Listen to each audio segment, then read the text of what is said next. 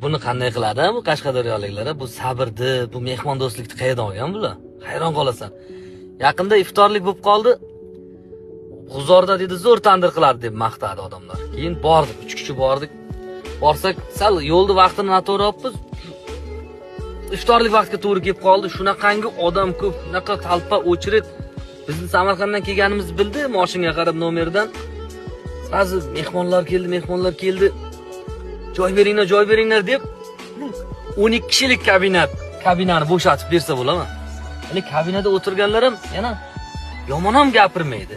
Qaramaydi ham, yomon ham qaramay, kulib chiqib ketyapti-da, mehmon marhamat deb. Keyinlar akalar o'tirsak hammamiz sig'amiz deb biz ham xijolat bo'lyapmiz-da. Yo'q, o'zlaring bemalol o'tiringlar, biz shu yerda odammi deb turib joy berib, yana chiqib navbat kutib orada kelib so'rab ketyapti. Biron kamchilik bo'lmay